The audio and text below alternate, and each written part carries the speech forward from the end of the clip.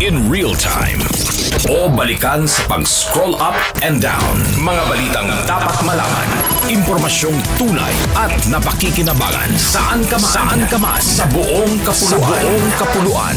Bangon sa bagong sigla. Kababayan. Kasama ang social media. Powered broadcaster ng bagong mamamayan. Tapat sa pag-uulat. Ito po ang Presidential Broadcast Service. Sa Kalbayog, Radyo Pilipinas, 882 AM.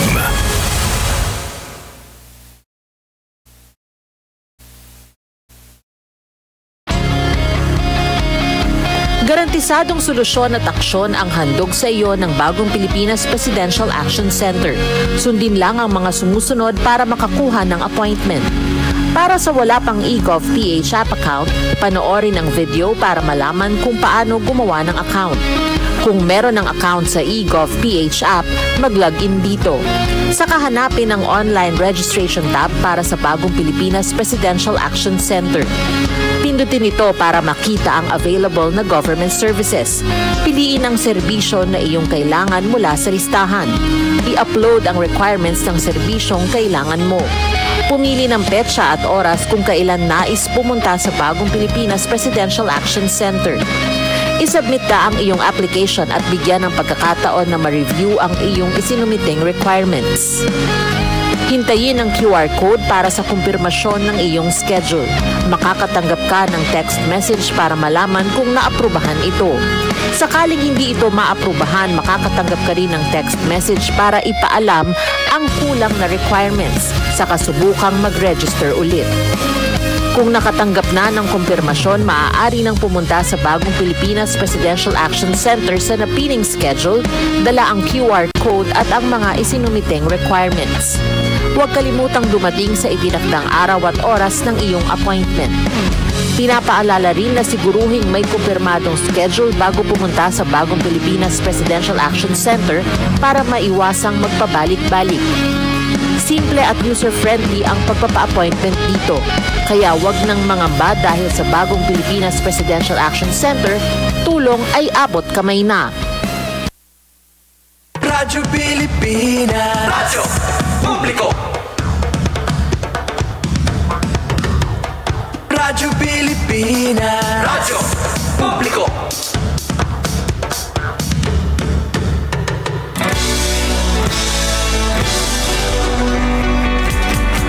Mahalagang mga balita, napapanahong impormasyon. Kami ang inyong gabay pag may bagyo at sakuna. Serbisyo ng gobyerno kapag may nangangailangan. Mga proyekto ng Pangulo, damang-dama ang pagmamahal niya. Tulay ng mga hinaing, ang problema ng bayan ating lulutasin. Tulay sa himpapawid, tulay ng pagbabago. Radyo Pilipinas, ng Bagong Pilipinas. Radyo Pilipinas, ng Bagong Pilipino. Mga proyekto ng Pangulo, damang-dama ang pagmamahal niya. Radyo Pilipinas, Radyo Publiko, ang boses ng Pangulo.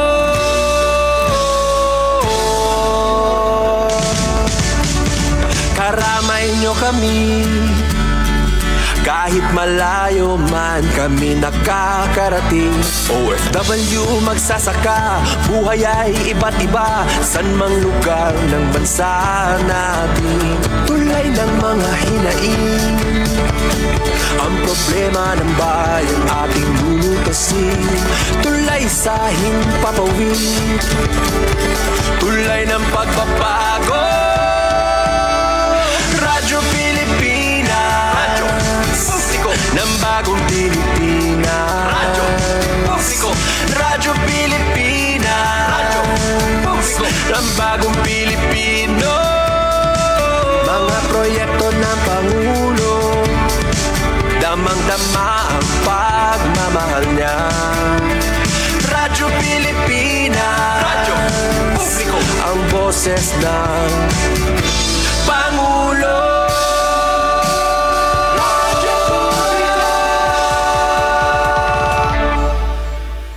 Radyo Pilipinas, radyo publiko, Radyo Pilipinas. Sa patuloy na pag-aati ng balita at pagbibigay serbisyo publiko, kinilala ng prestiyosong Asia Pacific Broadcasting Plus Awards 2025 ang galing at dedigasyon ng Radyo Pilipinas. Patunay ito ng tapat na paghatid ng serbisyo sa mga Pilipino, maparadyo, TV at maging sa makabagong paraan ng paghahatid ng balita sa mundo ng social media. Sa pangunguna ni Presidential Broadcast Service Director Dindo Amparo, kasama ang lahat ng kawani ng Radyo Pilipinas. Inaalay namin ang pagkilalang ito sa bawat Pilipinong aming pinaglilingkuran. Radyo Pilipinas, radyo publiko.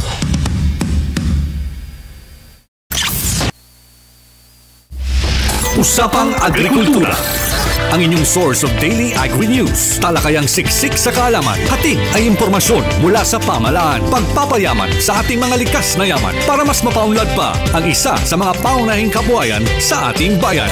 Usapang Agrikultura, dito lang sa Radyo Pilipinas.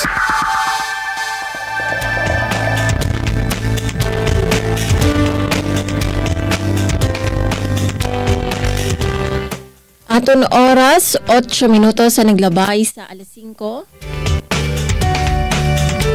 Yes, maupay nga aga. Maupay nga aga sa iyong atanan. Labi na sa aton mga maduruto nga mga parag-uma ngan mangirisda. Adi nakatliwat sa usa ka oras sa noti kang alas 5 hangtod alas 6 nga pag-irestoryahay para sa aton mga magkadurudalain nga tupiko dede sa usapang agrikultura nga maawa naton kasugbo nga naton kompas sa makabag-o nga pag-uma. Mao di kami niyo susulod sa usa ka oras dinhi sa aton estasyon 882 kHz si DYOJ Radyo Pilipinas sa Radyo Publiko Calbayog para nga tanan kitain makahibarohan bahin sa naton mga makabag-o nga mga kinadman, mga practical nga tips, nga mga istorya san pagkamanilampuson sa sektor san agrikultura. And by the way, mga ka-agri, anini nga aton programa nahimugso ini pinaagi san pagpangalimbasog ngan kolaborasyon sa naton Department of Agriculture, Presidential Communications Office, Presidential Broadcast Service, agad makahatag liwat sa aton sa mga importante nga impormasyon bahin sa mga pitad, inisyatiba, programa ngan proyekto sa Department of Agriculture ngan attached agencies. Sa ngaran sa naton Acting Station Manager Hinaro Navilon, ako niyo makakaupo diyan ng Huibes Suzette Pretencio. Ngan kaupod liwat naton sa Master Control Sera Joven Cardenas ngan si Kuya Israel Ezra Taro. Once again, welcome sa aton programa Usapang Agrikultura. Ang mga ka-agri, anaton yan na panahon in mauran-uran. Mauran-uran yan nga kaagahon. Mao sa mga magawas, kadto sa bukid, makadto sa baybay para mangisda. O sa aton mga paraguma nga naglalatag na sa nera mga tinda sa merkado. At tanan nga may lakat magawas, pagdira ka mo sa kapote o payong para dire mahulo sa nongan magkasakit. Sering pa ni nera, health is wealth, and ungod dito, di ba? Yes, an oran iton blessing, labi na sa aton mga tanom, di ba? Blessing iton ka syempre na-nourished sira sa saribuhan sa ring pangani. Pero di rin natin kalimtan ang katalwasan labi na kay kon makikita natin nga kusog oran nga makusog pagod liwat ang hangin. And And by the way, mga ka-agri, naton yan na pagharampangan sa aton episode. Aton pagharampangan ang pinakabago nga mga aktibidad sa Department of Agriculture. Nanondolan mga recent nga era mga ginhimo nanong mga proyekto, programa o training ginbuhat sa Department of Agriculture Regional Field Office 8. Nga aton liwat mahihibaruan, mai-inspire kita sa usa nga istorya san pagkamanilampuson sa usa nga anay OFW ikang sa Tabango, Leyte. Pero syempre, antes iton nga tanan, durungan kita anay nga mahimata, durungan kita anay nga mag-exercise, maging alert, alive, and enthusiastic.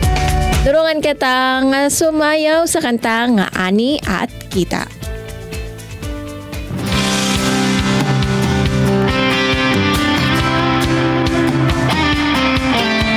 Ito ng bagong pananaw sa produksyon, malakas ang kooperasyon.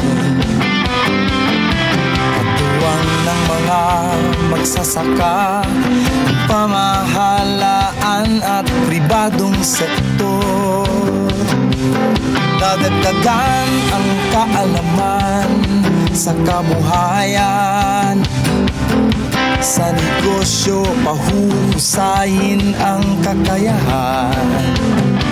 Angkop at bagong teknolohiya, subsidyo, patubig at infrastruktura. Siguradong pagkain sa buong bansa. Masaganang ani, mataas na kita, maunlad na buhay ng mga magsasaka at mga mangingisda. Siguradong pagkain sa buong bansa.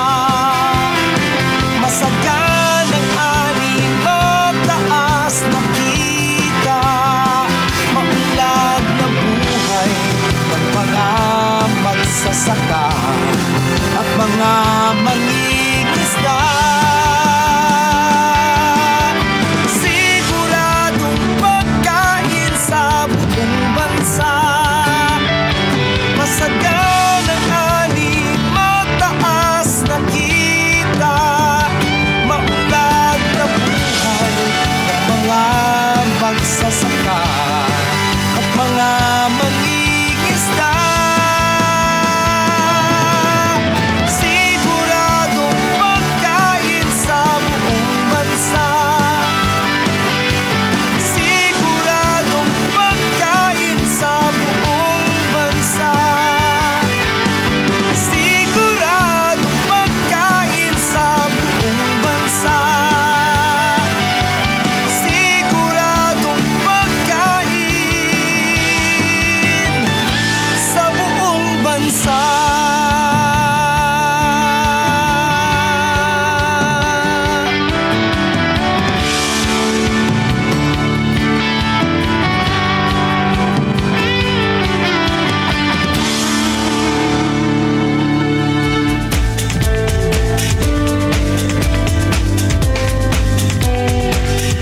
Adton kanta nga Ani at Kita nga halad sa aton sa Department of Agriculture.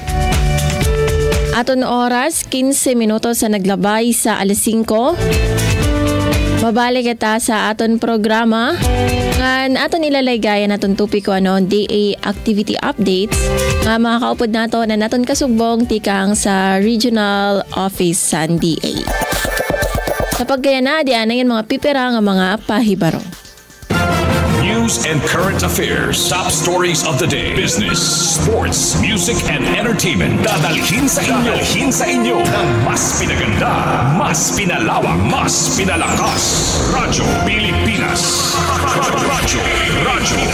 Radyo Pilipinas Calbayo, DYOG 882 AM. sa pagkilala sa mahalagang papel na ginagampanan ng mga magsasaka sa pagkakaroon ng sapat na pagkain sa bansa, sinimulan ng Department of Agriculture ang pagbuo ng Farm and Fisheries Clustering and Consolidation Program o F2C2 sa pagsasama-sama at pagbubuklod-buklod ng mga magsasaka at mangingisda na nagkakalapit at nagkakatulad ang produksyon.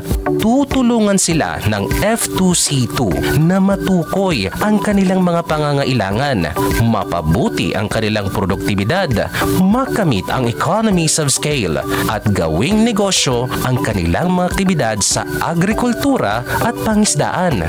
Para sa iba pang impormasyon, bumisita sa opisina ng DA8 F2C2 Regional Secretariat, Canhurao Hill, Tacloban City. Isang paalala mula sa Department of Agriculture, Regional Field Office 8 at ng himpilang ito. Hatid ay balita, impormasyon at sari-saring kaalaman tungkol sa sektor ng agrikultura sa ating bayan. Usapang Agrikultura kasama ang Department of Agriculture. Alamin ang mga hakbang ng administrasyon para mas mapaunlad pa ang iba't ibang industriyang agrikultural at pakinggan ang mga proyektong handog sa mamamayan upang mapalago ang kanilang mga kabuhayan. Usapang Agrikultura, Lunes hanggang Biyernes, alas 5 ng umaga, dito lang sa Radyo Pilipinas.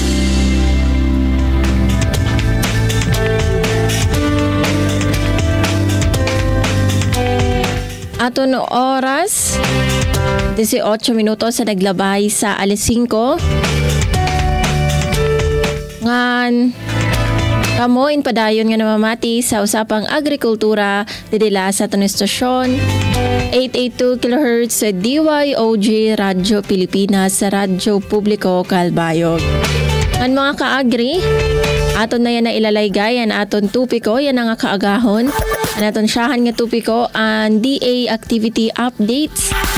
Aton hibaruan kung ano ba ang pinakabagong proyekto o programa ngan aktibidad sa Department of Agriculture nga talaga man god nga nagtutuyo nga suportahan ngan pauswagon an pangabuhian sa naton mga parag-umangan aton mga mangirisda.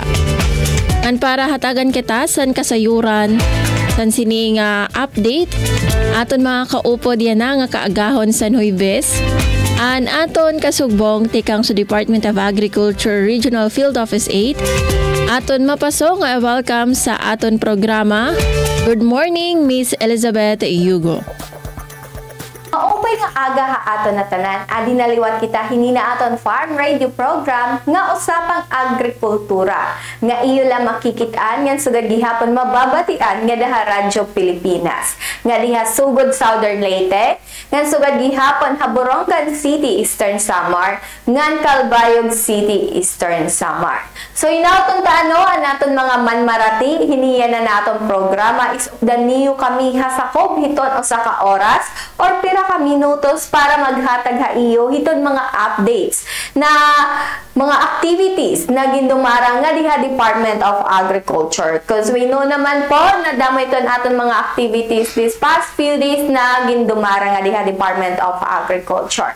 Pero syempre before kita maghatag hiton aton mga updates sa mga activities naton nga sugad gihapon iton mga pamakiana ito naton mga farmers is i-greet talaan na ito naton Regional Executive Director nga Sir Andrew Rodolfo T. Orais nga adanan mamati hini naton programa. Nga kaupod gihapon niyan aton duduha nga Assistant Regional Director nga Sir Larry Sultan, yan sugad gihapon kang Ma'am Jeneline Almeria. Syempre ada naton mga colleagues nga diha Department of Agriculture nga shoutout gihapon nga dahiton mga taga Rafis. So, hitahon mga katrabaho nga daha Rafis. Good morning po ha iyo nga tanan. Nga na naton gihapon mga farmers, nga sugad gihapon han aton mga fisher folks na nan mamati hini. So, dan po niyo ako sa kubiton o sa ka oras para maghatag ha iyo hin update.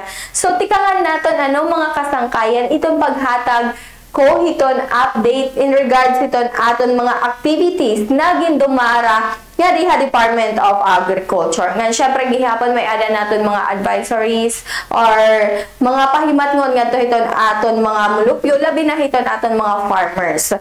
So tikangan naton ang paghatag hayuhin update han usa naton na gindumara na activities ang pagkakaada usa nga consultative meeting with the seed growers nganhiha Region 8 or nganhiha aton dapit. So di na magudhan mga nakalabay nga adlaw pangungunahan aton Field Operation Division, inagdumara kitahan aton tinatawag nga consultative meeting with the seed growers dinhi gindumara Tacloban City.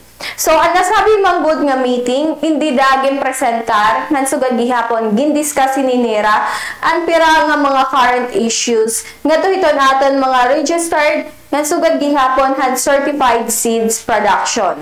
Nga diragi hapon ang nasabi nga pag-erestorya, ingin identify ni nira ang mga operational gaps, nansugad gihapon ang mga challenges, ang pera natin ng mga programs, mga banner programs, nga niya aton ahensya, na kinahanglan gihapon ma-align ngadto hiton aton mga regional production plans, nansugad gihapon hiton goals naton, nganhan mga programa nga inline gihapon ngadto hiton aton national level targets. Hailaro manggod ini hiton aton Philippine Seed Industry Council framework at sugad gihapon han iba pa nga mga relevant na mga legislation. So dida presentehan na sabi nga activity an aton Field Operation Division Chief nga sugad gihapon Rights Program Focal Person nga Sir Rodal G. Macapanyas. Kundi gipresentahin niya ang mga major interventions sa aton mga banner program para yan nga tuig. Nga sugad gihapon ang mga targets naton yan nga tuig.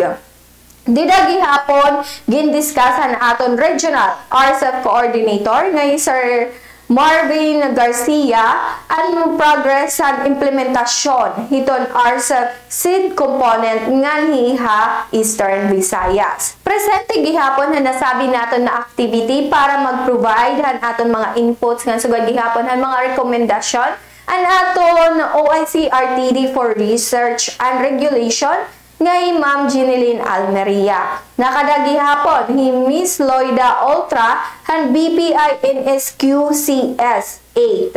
Ngan sugad gihapon hi Sir Ronaldo Calamba han Katarman Satellite Station han BPI. Ngan nakadagi hapon presente an aton Regional Seed Coordinator nga hi Sir Gabriel Morfe. So magkaduro dilain manggod nga mga seed growers nga ni aton dapet ang nag-attender kini na aton aktibidad. So yakan ko pa man kanina dida ito na aton activity dida gin-discuss ang pira ng mga challenges nga ginato pag gihapon or paano nato mabubuligan ito naton mga seed growers farmers association nga ni aton dapit na dida na kita mag-procure ito naton ipanhahatag nga mga binhi nga ito aton mga parag-uma. So, aside gihapon aton usa na consultative meeting is may ada gihapon naton gin-attenderan na activity nga gindumarang ngadto Ormoc City. Kundiin amo ini an aton tinatawag nga Farmers Field Day han sweet corn na yakan ko pa man gindumarang ngadto Ormoc City. So, naging Manilang puson manggod ang pagdumarahan aton Farmers Field Day, kundi nakafocus inihiya, didahan pag-equip ngadto iton aton mga farmers para hiton era mga skills nga sugad gihapon knowledge in regards iton production naton han aton sweet corn. Na didagin dumara manggod ini Barangay Lao, Ormoc City. So, presente manggod na atong pipira nga mga key stakeholders hanaton corn industry, sugad na lahan aton mga local officials, mga farmers nga sugad gihapon han mga representatives coming from private sector.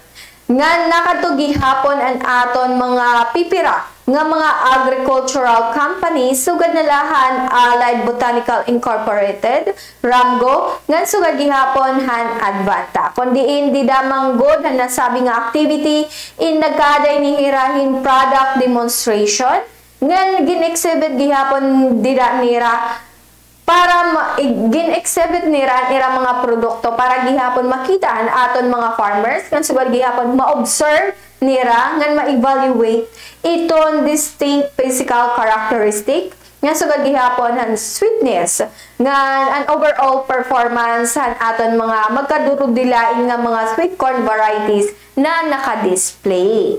So all throughout nga nadidahan aton day-long activity, an aton mga farmers nag-engage inihirahan practical discussion yan sugad gihapon nakakuha inihirahan first-hand experience na pagkumparahan aton productivity nga sugad gihapon han quality han mga sweet corn hybrids. So, at nasabi manggod na activity, ano yung magsiserve ini, ginhingita manggod ini naton na magsiserve ini kumuusa nga conducive platform para hiton kay babruan or knowledge sharing naton, nan sugad gihapon hiton technical exposure para hiton aton mga farmers participants.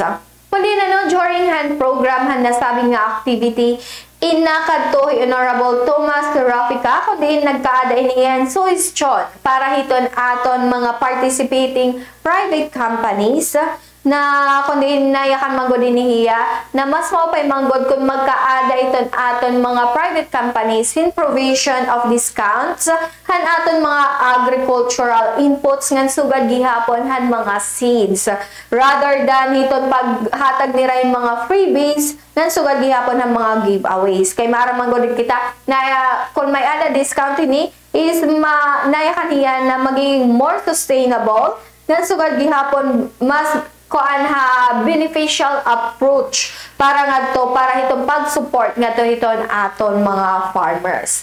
So amo ato mga kasangkayan an naging hilagway han aton activity han aton farmers field day ngadto ha Ormoc City. So aside gihapon na naton ginumara nga activity ngadto ha Ormoc City is may ara gihapon naton usa nga activity na gin-attenderan an amoy ni an aton kapanguna han aton Philippine Rural Development Project. Kundi nagkodumara manggod inihira yung right shop para ngadto hiton aton mga stakeholders. Di na manggod han nakalabay ano nga mga adlaw in para hiton ma-enhance naton an institutionalization hiton sidlan monitoring and tracking system and PRDP hapangungunahan Regional Project Coordination Office or RPCOA in nagdumarahan sidlan LGU module encoding and verification right shop. So nasabi mong good nga activity in ma-focus ini nga to hiton province of Leyte. Kundi na no, yakan ko paman, gindumara ini nga diha Tacloban City, nga may ada maabot 27 na mga participants coming from the Provincial Local Government Unit or PLGUs. Nga sugad gihapon han aton mga Project Support Office, han Visayas, gan an aton mga taga RPCO8. So ang nasabi manggod nga activity, in panuyuan manggod hini nga mapakusog pa iton mga kapasidad han aton mga designated focal person nga nan aton mga verifiers na magkaada inihirahin accurate or sakto nga pag-i-encode nera nga sugad gihapon han pag-validate iton mga datos nga may kalabutan nga to hiton aton provincial or city commodity investment plans.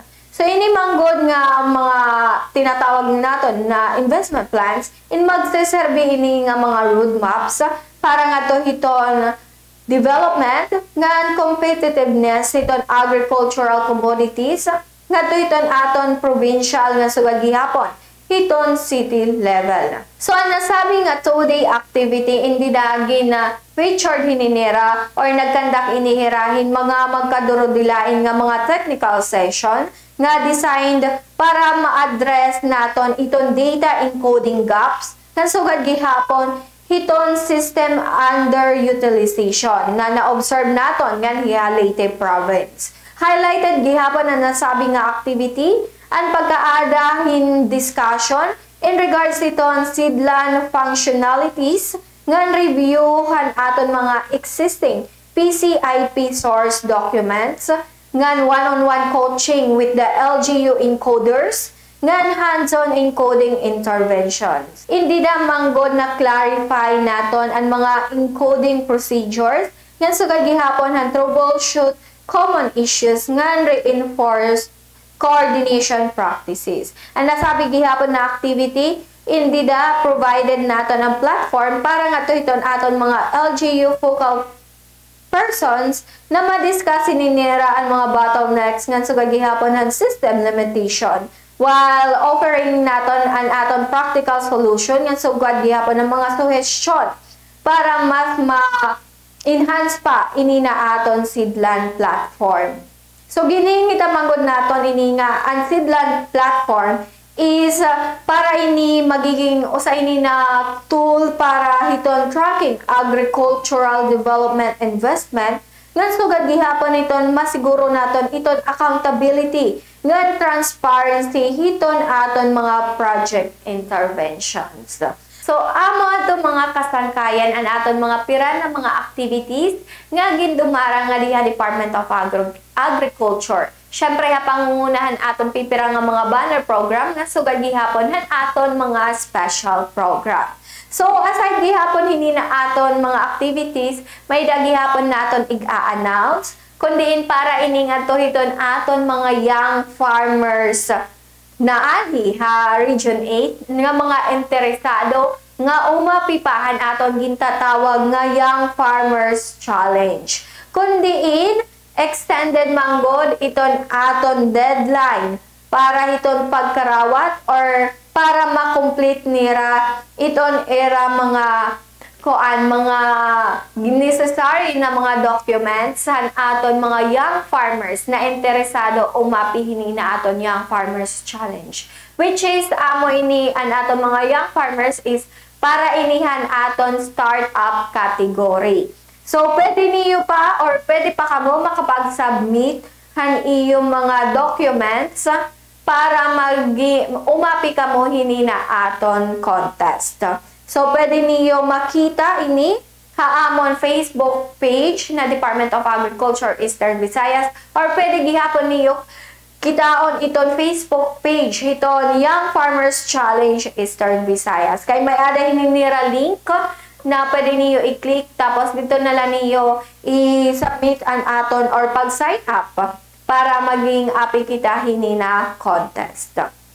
So, aside gihapon hini is kung karuya gihapon niyo magkaadahin mga text blast in regards ito aton mga price monitoring updates, is pwede gihapon niyo iscan ini na aton QR para maging updated kamo. Again, ini po na aton mga price monitoring updates or ang mga prices is permanente ini na ginmo-monitor ang aton mga taga Agribusiness and Marketing Assistance Division. Ngayon with the help gihapon ng aton mga LGUs and aton monitoring team nga dohiton aton Municipal Agriculture Office. So, damo nga salamat po hito niyo paghatag hiton aton mga data coming from your municipality. So, para gihapon maging updated kamo hiton pipirangan naton ng mga announcements nga sugad gihapon hiton mga activities nga diha aton ha Department of Agriculture. Pwede po niyo bisitahon iton amon Facebook page na Department of Agriculture Eastern Visayas. I-like na lagi hapon nga sugad gihapon i-follow para updated kamo hiton amon mga announcement. Ngan kung diri man niyo ma-follow and like, pwede gihapon kamo bumisita nga diha amon opisina ha Department of Agriculture Regional Field Office 8 nga nahimumutan po nga niya Kanhurao Hill, Tacloban City. So, pwede ka po makadtohan iyong mga concern. Like, for example, may naton concern in regards ito aton rice production naton or ito aton mga rice farmer. Is pwede ka mo po makadto ito aton mga banner program nga rice program. So, dinilanin nato na temporaryo tapusan ini na atong programa. So, inaton tais nakakuha ka may mga impormasyon na iyoging kikinahanglan. So, again, please follow and like po iton amon Facebook page na Department of Agriculture Eastern Visayas. Ini nga yan ni Elizabeth Hugo, damo nga salamat nga maupay nga aga ha aton na tanan. Sa inyong kabuhayan, kaagapay nyo sa masaganang kinabukasan. Usapang Agrikultura dito sa Radyo Pilipinas.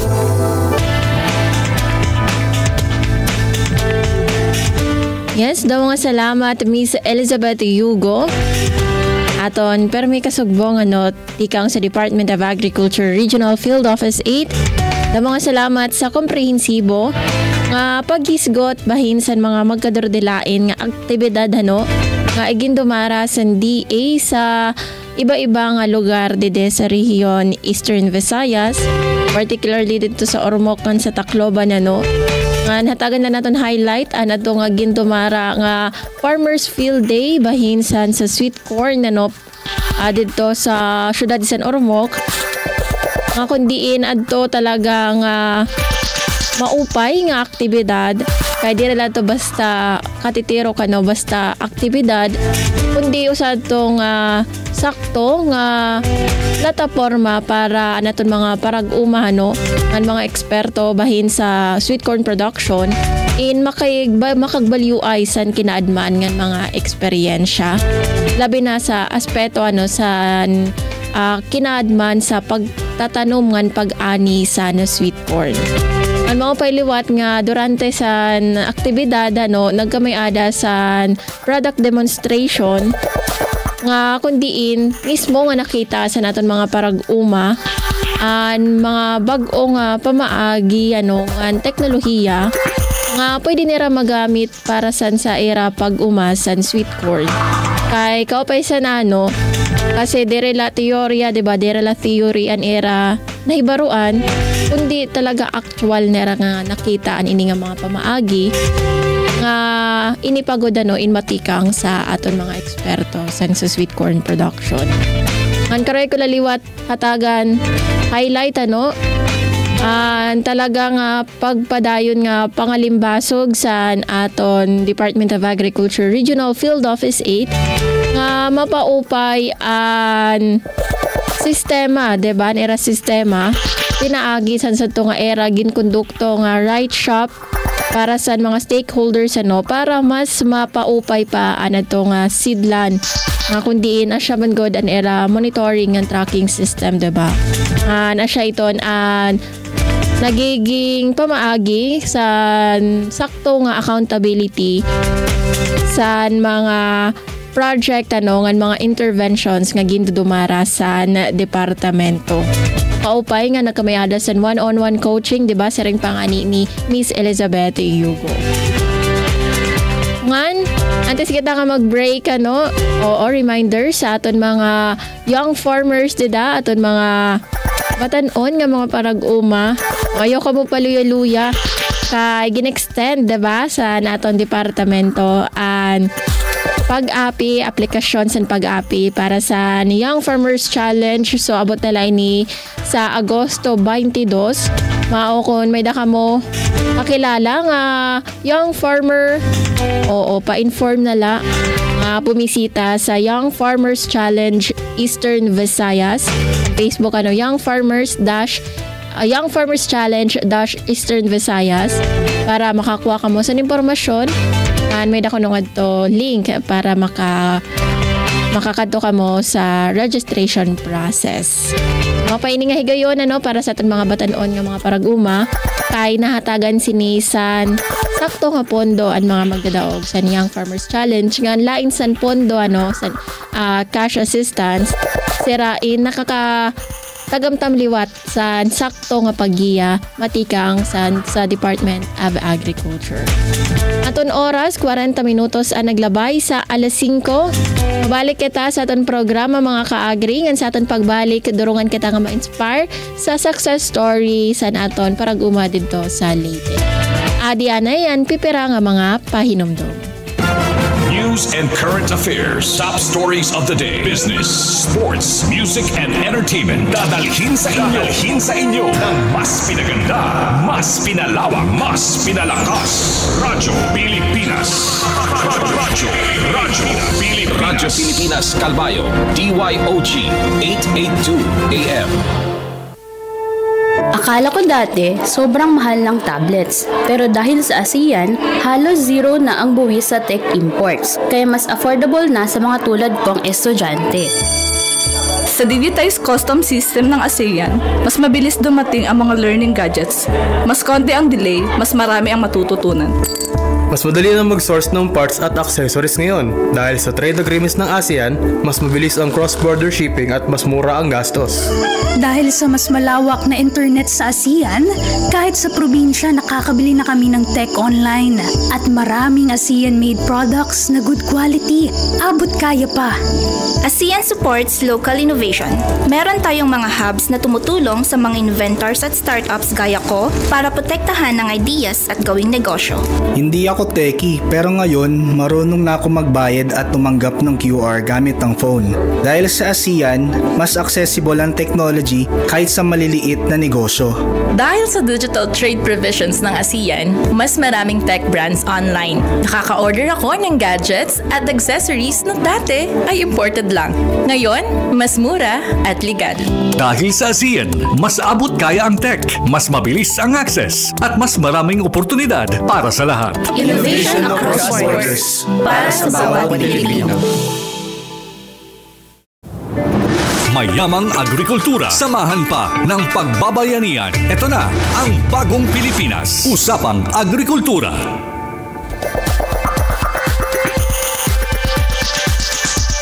Aton oras, 42 minutos sa naglabay sa alas 5. Kamuin padayon nga namamati sa Usapang Agrikultura. Dinila sa aton estasyon 882 kHz DYOG Radyo Pilipinas, Radyo Publiko Calbayo. Ngan sa pagkayana mga kaagri, durungan kita nga ma-inspire sa istorya san pagkamanilampuson, san unsa nga anay OFW, ngan yanahano inusa na nga successful young agripreneur tikang sa Tabango, Leyte. Mao-ade an istorya san sini nga Young Farmers Challenge awardee sa tuig 2021.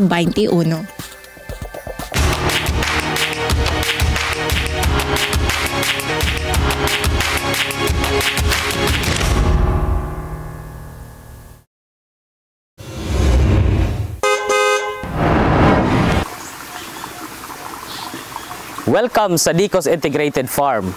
Tara, samahan niyo ako at papakilala ko sa inyo ang aming farm.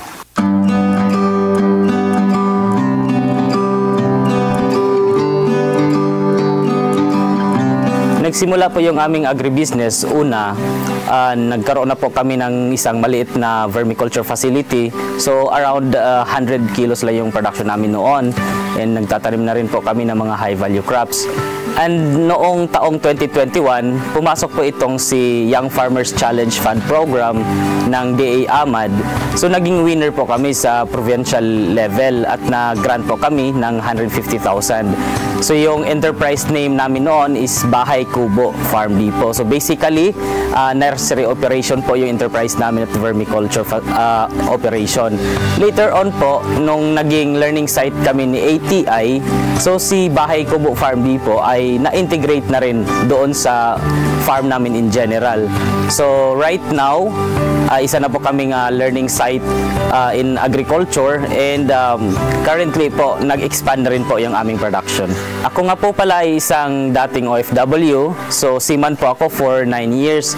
So noong 2019 nang napag-isipan ko pong mag-early retirement sa aking career. So wala po akong ibang maisip na pupuntahan kundi farming kasi yun po yung skills na meron ako. So una po, naging mahirap talaga sa simula talaga. Doon na po napagtanto ko na okay na rin pala na kahit hindi na ako bumalik sa pag-abroad. Kasi po napagkukunan na po namin ang aming araw-araw na pangangailangan at lalo na po nung nag-expand kami at nag-develop na rin yung farm in general. Napamahal na talaga ako sa agrikultura. Lalo na yung lolo ko at yung great-grandfather ko, they are really farmers. Sila talaga yung unang nag-develop sa farm na ito. Kaya nanghihinayang po ako na mapabayaan yung farm. Kaya pumasok po ako dito and as an OFW when I decided na mag-retire, so I started basically from scratch. So gusto ko talagang makatulong doon sa mga returning OFW or yung mga OFW ng mga kasamahan natin na walang idea. Ako maswerte ako kasi may skills ako at may knowledge ako. So sila walang idea kung saan talaga sila magsisimula. Kaya yun yung napili kong enterprise na gumawa ng mga products that are the very basic of agriculture or sa maggagawa ka ng isang farm.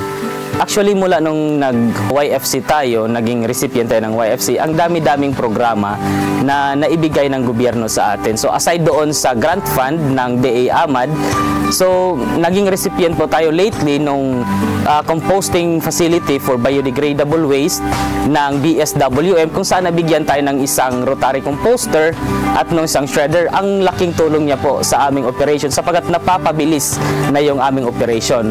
Aside from that, nung naging LSA tayo ng ATI, nabigyan rin tayo ng fund support. Then, mabibigyan rin tayo ngayon ng 135 meters na double pathway ng lokal na pamahalaan ng Tabango dahil talagang nakita nila na need namin yung kalsada dito sa farm for the mobilization of our products. And lastly po, nabigyan po tayo ng fund ni President BBM doon po sa Go Negosyo at yun din po yung ginamit namin for the amortization of the vehicle na kinuha namin para po sa aming operations. Nakabili na rin po kami ng sasakyan mula sa aming sales mula sa operation at nakapagsali na rin po kami doon sa mga Kadiwa Agri-Trade Fairs, nakiglink na rin po kami doon sa mga farmers at naging recipients na rin po kami ng iba't ibang programa ng DA. And then sumali po kami ng mga civil society organizations kung saan doon po natin nakilala yung ating mga linkages, yung ating mga future buyers o yung kahit yung mga taong nagli-link sa atin doon sa mga institutional buyers natin. Then pag may mga invitation po na mag-guesting tayo or magbigay ng talk, pumupunta rin po tayo at ina-advertise na rin po namin yung ating products and services. Then sumasali rin po kami sa mga Kadiwa Agri-Trade Fairs at iba't ibang trade fairs upang maging mas ma-expose po tayo sa market. Doon po sa ating products, sa ngayon mayroon po tayong 8 na produkto mula sa ating enterprise. Una po, doon sa ating vermiculture operation, nagpo-produce po tayo ng vermicast. And then, doon sa vermicast, nakapag-harvest na rin po tayo ng mga bulate. Then, yung dalawa na iyon, prime component yun ng pangatlong product natin, which is the composting bins. Yung composting bins po is parang balde lang siya na sa urban setting, instead na itapon nila yung mga wastes nila, kitchen waste, doon lang ipapasok nila at makapag-harvest na po sila ng vermity, bulate at yung sa vermicast. Then pang-apat na product po natin, mayroon po tayong potting mixture. So yung potting mixture natin talagang napaka-special kasi 7 components po siya. Then mayroon po tayong carbonized rice hull. Gumagawa rin po tayo ng mga potted vegetables. Mayroon po tayong mga high value na mga seedlings like for example yung langka, yung guyabano, yung mga dwarf na variety ng mga coconuts. So yun po lahat yung mga products ng Dicos Integrated Farm. Sa services naman po natin, tayo po ay naglilibot buong region every time po na may nagre-request ng farm consultation. So tinutulungan po natin sila na maplano at maisaayos yung kanilang mga sari-sariling farm at ino-offer na rin po natin yung ating mga produkto at para po alam nila na talagang legit yung pinagkukunan nila at talagang mura sapagkat direct po tayo na nagsusupply sa kanila. So wala na po yung mga middleman. So yun po yung isa sa mga services natin. Future plans po natin sa ating enterprise is magpa-certify po tayo doon sa GAP or yung Good Agricultural Practices at doon sa organic certification. Vision ng agribusiness namin ng Dicos Integrated Farm is we promote really yung women empowerment. Vision namin na maging isa sa mga malaking suppliers ng mga basic farm inputs at makatulong doon sa mga gustong magsimula ng kanilang farms. Especially po doon sa mga kapwa ko OFW. So, kaya naging mission namin na una po is maging part kami noong National Organic Agriculture Program kasi po yung mga products natin is actually lahat po organic. Nakatulong po siya sa community kasi po unang-una nakapagbigay po tayo ng mga trabaho, especially po doon sa mga nanay na mga tambay sapagkat dito sa aming community yung mga father talaga yung gumagawa or naghahanap buhay. So yung mga nanay na minsan po ay natatambay, naghihingi po dito ng trabaho is pinapapasok po natin is aside po diyan is natututo sila ng mga makabagong teknolohiya sa pagsasaka. So ito po yung nagiging impact natin sa community. So minsan po ay may mga grupo ng mga high school students is siguro naging curious lang kung ano ang meron po sa loob ng farm natin, is nabibigyan natin ng mga mini lectures on different enterprises na makikita dito sa loob. So yung mga plano po namin is we will really sustain our enterprise, and then we will build more linkages with the government, and we will try our best na mai-retain or mai-maintain yung quality ng ating mga products para po doon sa babalik-balikan po tayo ng mga customers. And then we will give free trainings doon pa sa mga farmers or farmer associations or yung mga investors, nang sa gayon po ay pag sila ay nagustuhan nila yung ating products ay talagang maiinggan nyo sila na mag-avail at maging loyal customers po ng Dicos Integrated Farm. Ang laking tulong po ng YFC program sapagkat doon po nagbago yung aming buhay. Na-link po kami nila sa mga institutional buyers. Nabigyan po kami nila ng mga facilities. And dahil po sa YFC, naisali rin kami sa iba't ibang programa ng government kung saan din po mas nakilala tayo. Then yung enterprise natin, isa po yun sa mga key component dito sa farm kung bakit tayo ay na-accredit ng ATI. At nung naging ATI na po tayo, ay nabigyan na rin po tayo ng mga training programs, makasali sa kanilang mga iba't ibang trainings, at mabigyan po tayo ng chance na makapag-train ng mga farmers. Yung payo ko po doon sa gustong pumasok sa ganitong negosyo, dapat po huwag sila maging malambutin. So dapat po decided talaga sila na kahit anong pagsubok yung dumating, talagang ipupurso nila yung ginagawa nila, and dapat po magaling sila maghawak ng pera kasi kahit anong laki ng iyong production, kahit anong husay ng iyong sistema, pero kung sa financial management naman ay bumabagsak ka, so talagang mawawala rin yung lahat. Talagang may pera po sa agrikultura, dahil po kung walang pera sa agrikultura baka naisipan ko na rin pong bumalik sa abroad. Pero dahil po tayo po ay naging matyaga, tayo po ay naniguro na masustain yung ating enterprise, at pinakita natin na talagang kikita yung ating enterprise, tayo po ay hindi nag-stagnate, bagkus tayo po ay nag-expand, tayo po ay mas nakilala, tayo po ay nagkaroon ng malaking impact sa community, at natustusan niya yung hindi lamang po yung aming araw-araw na pangangailangan, kundi nabigyan rin po kami ng enough fund to develop the farm further, yung Dicos Integrated Farm. Mula nang nagsimula tayo sa ating enterprise, may mga awards na rin po tayong natanggap mula sa government. Isa po sa mga malaking awards na natanggap natin is yung last year, yung 2022 na Kabayan Awards. Nag-isa tayo sa mga awardee ng Most Inspiring OFW Success Story, kung saan nabigyan rin po tayo ng grant fund ni President Bongbong Marcos. Then doon po sa nangyaring National Summit last year ng Young Farmers Program, nabigyan rin po tayo ng award for garnering 100,000 pesos in sales in the first year of operation.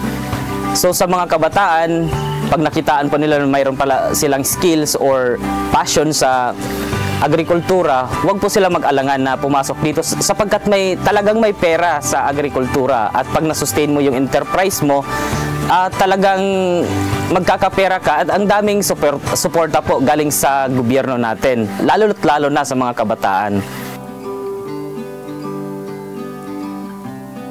Agrikultura, Usapang Agrikultura dito sa Radyo Pilipinas. Yes, mga ka-agri, ato ang successful nga inspiring story ni Mark Dorotan, usang anay OFW ng YFC Young Farmers Challenge awardee pikang sa Tabango, Leyte. Kapay sa niya istorya, diba? O sabot niya nga mabalik siya sa pag-OFW, pero nakita niya merkado de desan sa pag-uma, diba? Farming, ngan sa iya pagpaniguro, diba? Ngan sa bulig sa naton gobyerno pinaagi sa YFC o Young Farmers Challenge, talaga yan na inaging usa na siya nga inspiring successful agripreneur dito sa Leyte. Nga magdo-domino effect init, diba? Kay damo ko nga mga estudyante na bisita dito na curious, mao nakakahatag siya sa mga mini lectures. So inaaton tano, daton mga kabataan, pohonla naton nga ang YFC Young Farmers Challenge nga aplikasyon in-gain extended on sa August 22. Mao nga pag-apply ka mo para maging another successful story ka mo sa aton YFC o Young Farmers Challenge. Parehas kan Sir Mark Dorotan. Ang sa paggayana mga ka-agri, kumusta naman naton ang kamutangan sa aton panahon? Radyo Pilipinas Weather. Para sa aton weather update, adi aton weather specialist tikang sa DOST Pag-asa Sentral, adi si Miss Chanel Dominguez.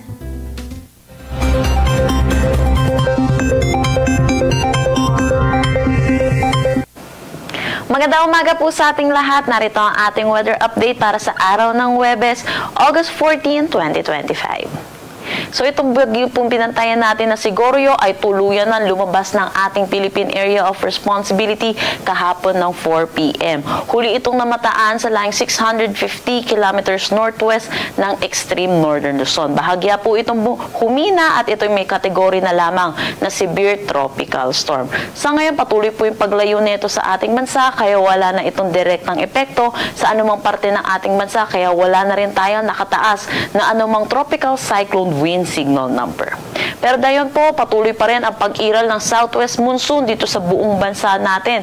Kaya malaking bahagi ng bansa natin ang makakaranas ng mga kalat-kalat na pag-ulan ngayong araw. Wala rin naman tayong minomonitor na low pressure area or bagyo na possible makaapekto dito sa ating bansa sa mga susunod na araw. Para sa magiging panahon natin ngayong araw dito sa Luzon, inaasahan natin malaking bahagi ng Luzon ang makakaranas ng maulap na papawirin na may kalat-kalat na pag-ulan dulot ito ng southwest monsoon. Lalo na dito sa may Ilocos region, Zambales, Bataan, pati na rin sa Tarlac, Pampanga, Calabarzon, Metro Manila, Mimaropa at Bicol region. Sa nalalabing bahagi naman ng Luzon, Cordillera Administrative Region, nalalabing bahagi ng Central Luzon, pati na rin sa Cagayan Valley, magiging maaliwalas naman ang kanilang panahon. Pero asahan din natin, mataas ang tsansa ng mga pag-ulan, lalo na sa hapon at sa gabi. Agwat ng temperatura for Metro Manila at Lawag 25 to 31 degrees Celsius, Tuguegarao 25 to 33 degrees Celsius. For Baguio 16 to 22 degrees Celsius, Tagaytay 23 to 30 degrees Celsius at Legazpi 25 to 30 degrees Celsius. Para naman dito sa may Palawan, Visayas at Mindanao, inaasahan po natin makakaranas po tayo na maulap na papawirin, dulot pa rin po ito ng southwest monsoon. Sa nalalabing bahagi naman ng Mindanao, dito po sa may Barm, Davao region, pati na rin sa Sorsogon, magiging maaliwalas naman ang kanilang panahon. Pero asahan po natin, mataas ang tsansa ng mga pag-ulan pagdating sa hapon at sa gabi. Agwat ng temperatura for Calayan at sa Puerto Princesa, 25 to 31 degrees Celsius. Iloilo, 25 to 30 degrees Celsius. For Cebu, 25 to 33 degrees Celsius.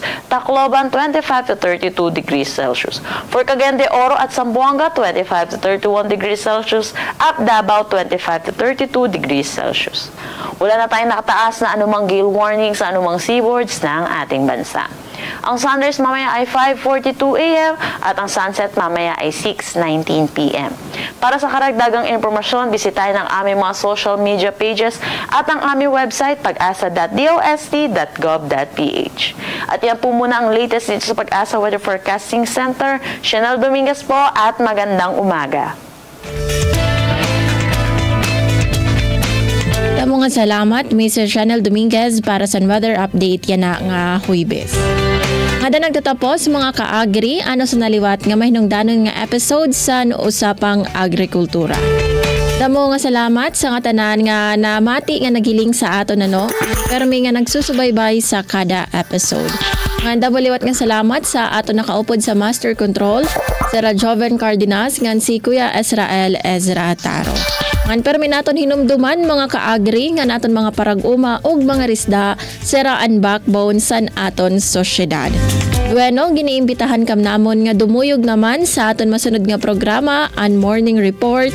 Sa ngaran sa naton acting station manager Hinaro Navilon, ako niyo nakaupod yan nga Huwebes Suzette Pretension. Bueno, opdi kami niyo buwas nga adlaw sa pares nga estasyon ngan sa pares nga oras para sa aton kasugbong nga naton kompas sa makabag-o nga paguma para sa usapang agrikultura.